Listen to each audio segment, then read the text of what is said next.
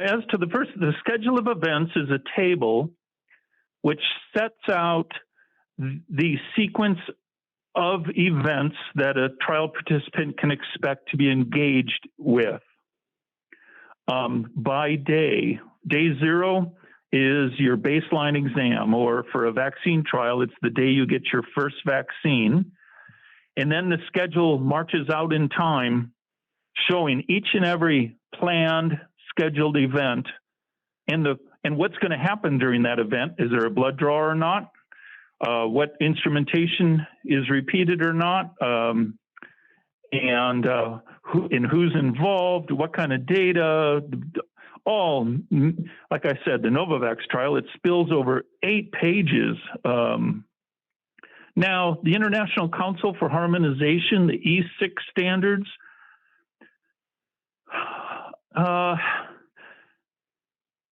I don't know that they had their impetus in absolving pharma. Within countries, it was an effort to try to standardize the protocol for how to operate a trial and how to provide informed consent to trial participants. But it is as much the cause of why some of these protocols that we've seen now from Sanofi and Novavax exceed 20 pages. I don't want people to feel compelled that they have to do this. I don't think people ought to do this. But for me, the most important principle is, on its face, equity. And to meet the meaning of equity means to be able to place in front of our relatives the opportunity, the sincere opportunity, to decide for themselves whether they want to participate or not, in a given clinical trial. I'll chime in and I will just say, wow, this is probably the best thing I've listened to in a couple months at least. So I'm super brand new to not only Missouri Breaks, but super brand new to public health. I come from a background of K-12 education, and I was brought on board to do a lot of coordinating at Missouri Breaks, which is a very transferable skill. If you can manage teenagers, you can manage anything in the world. So that's my background, and getting to hear you guys talk about public health, and I've been researching. So when Bill said, he went and did his own research last night about all of these things, just the history of research, Native American people in research, and it's, part of me is sad that we only know the horror stories. I look back up to the first topic that we talked about, and it says, what are some examples of research abuse, misuse, and exploitation? Man, I really wish it was as easy to find the good that research has done in our communities, whether that's traditional research, and we're hearing those stories passed down from our families and our elders, or it's the things that are happening right now. And, at Missouri Breaks, I'm learning those things every day, what there's good out there too, and how do we bring those stories to our people. In terms of what we're doing to get people participating and educated, is just a lot of on the ground community engagement. We're rolling out a pretty intense education campaign for the month of November, where we're going to be doing, print ads in local newspapers. They started radio shows. I'm not sure, Guthrie or Marcia could say. We had one today. I think we're like 3 or 4 in, maybe. Where is that right, Gus? Yeah, at least. At least. And so what those are is our local radio station. It's we kind of switch up the staff on there every week, but we field questions. We go out and set up at the local LTM, and we're following all of the safety protocols, and we're gathering questions on social media from our community members. And then we're doing live broadcasts where they're moderated, and these conversations are happening at a community level. And, we're not backing away. Marcia's really made it apparent to me that we don't back away from hard conversations, that we take the hard questions too, not just those easy ones.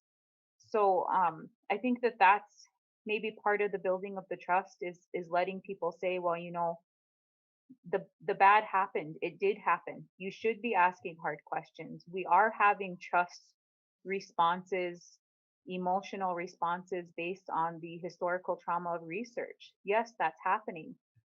But there's always a flip side to that. And what's the resiliency response? What was the good that came out of these things? So community engagement, print ads, social media campaigns. We'll be doing a lot more radio. And then, it's hard right now because we can't go to those aunties and those grandmas and say, hey, we want to talk to you. We want to sit down and, have tea or coffee or a visit with you.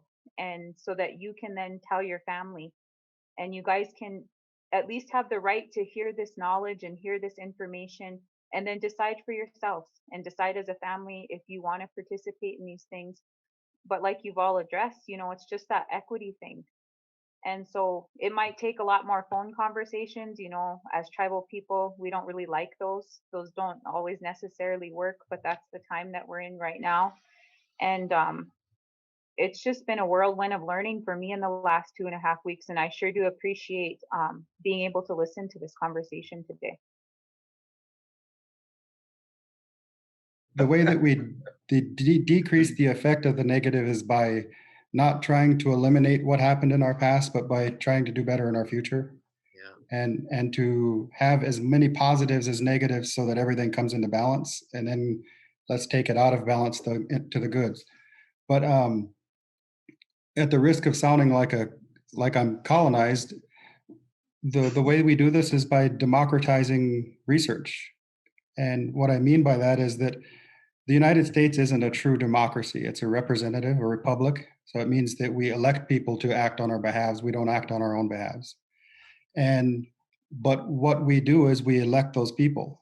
And so for me, the perfect scenario in these things is I would love to see a bunch of researchers take advantage of the group that's on this Zoom right now. And it would be fun to watch them sit down and start explaining a complicated consent form to any one of you and watch you kind of slap them around a little bit and say, well, what the heck's this?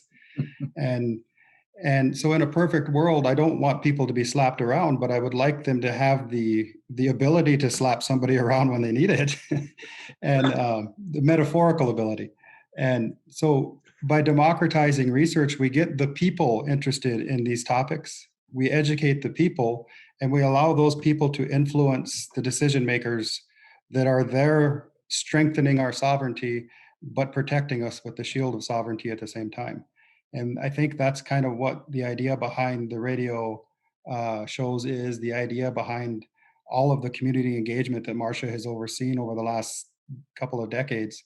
At times it gets almost every door you walk into where there's a public bulletin board, there's something there, at least one thing for Missouri Breaks. And it feels like it's kind of overkill sometimes, but how many of you walked by a bulletin board just today and didn't bother reading anything on there? So we have to find every creative outlet we can, even if it's strong arming people into conversations that they don't want to have, or allowing them to ask us the questions that make us the most uncomfortable. And sometimes not having the answer, but saying that I can talk with the likes of Jill and Marcia, Jeff and Abigail, and I can get you that answer, and then be true to that interaction and actually get them the answer. Our plates are so full. We have drug abuse, we have suicide, we have spousal abuse, our plate is just overflowing with life,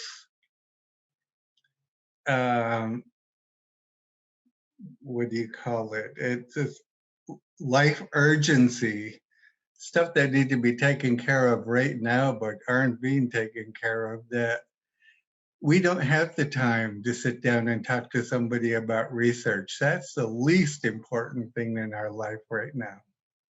The only thing that makes our ears perk up is if we see that sign that says $150 for your time. And so, it really has to be, you have to start working on the things that are overflowing on our plate to get to certain points of other stuff that are so important. Doesn't mean that we should not try, but I think we should keep that in mind when we're, talking to somebody. Are they the person that's going home and drinking, or is this a person that's considering suicide? We have to learn how to listen. Another one of the things that we like to say is kind of a similar to what Abigail said earlier, in that she isn't a new Indigenous researcher. She's yet another in a long, long line of Indigenous researchers. And so for my people, at one point in time, before there were horses and guns, we killed buffalo on foot with sticks. And horses and guns made it easier. But at some point in time, there was that first guy that got on a horse, and that first guy in our people that shot a gun. And we use those things to expand our dominion and to be the terror of the plains. And if you hear some of the accounts from the day, and at every step of the way, those people were also living life like Bill is talking about, and have kind of life fatigue. But you get so busy worrying about life that you forget to live it. And the way that we make life easier to live is by researching. It's by knowing that if I go and learn about that thing now, I don't have to always pretend like it's a first time and have to struggle with getting up to speed on these things, so that at the expense of the rest of my life. And it goes back to the infrastructures that I was talking about. Um, there's a very real reason why infrastructure is important to me right now, because I couldn't get on the call when I wanted to because I had to drive through 9 miles of mud to get here. And I'm thinking, man, it'd be nice to have a paved road. But that is a worry that I have to have every day. It's a lack of infrastructure, and it makes my life difficult, and it causes that fatigue that Bill was talking about. So I think what we need to do is to build those various infrastructures into our people and into our communities, so that the process of learning is easy. And then you just throw topics at it, and we can digest it and come out with decisions based on that learning. So I think that's a way of kind of eliminating some of the life fatigue and democratizing research, and getting the grassroots to do what their grassroots is best at, which is to kind of turn over society every now and then. They need to hear these things, like wearing a mask really helps reduce the opportunity for getting infected for this airborne coronavirus. They need to hear it from Native people, and they need to hear all of those areas that we've been talking about, because there aren't really a lot of resources out there that directly speak to our people. I think something else that a group like this could really do is go find. So I come from a world where I was just working with our kids, and who do our kids look at? Our kids look at professional athletes. They look at artists. Our own Native art community and our Native comedy community is just blowing up right now. How does a group like this educate those people, the people that that Native country puts up on a pedestal and we really idolize and we listen to? How do we educate them, and how do we get them to start doing these PSAs for us and helping us, where they can take that, and what's the key word? They amplify. That's the big word, the college word. I always say, oh, there's the college, the college words that come out. But how do we use them to echo and all those things, everything that we're trying to say here? And so I've been in a lot of meetings and a lot of calls, and I haven't seen that connection yet with how are we going to tap into that, educating some of the key leaders in our communities of doing that. I also think that when you're talking about studies and what the possibilities of things happening, death is always the hardest one to talk about. And I think the weight falls on the person who is recruiting to come with just fully educated on what the chances of death are. You know, if you say you could possibly die from this, the person could get up and walk out of the office. It's how you approach it. You have to build up to it, I think. And, you know, never expect that that person's going to make a decision like that at the same session. You have to say, think about it and then get back to me. You know, we went through this with the AIDS trials, where death was very real. If you participated in a research study, death was very real. And I think that was what helped the most, was they didn't come right out and say, you could die from this. They build up to it. And also, I think that, you know, I've been watching the COVID research that's been going on, and I haven't heard of any deaths. I've heard of a couple people getting sick and research having to halt. So I think a lot of care already has gone in to the potency of these treatments that are coming out. Not only do we need to be putting Native people in to provide key facts and accurate, transparent information about these clinical trials or any other kind of research that they may be being approached to participate in. But we need to have the right messages that resonate with our communities, knowing that all of our communities and cultures are not all the same. We're not a monolith. One of the things I see every November is a little sticker that says I voted, and people are proud of putting that up on their Facebook pages to show that they've participated. We should have little stickers that say I participated in research Love it. to the same effect.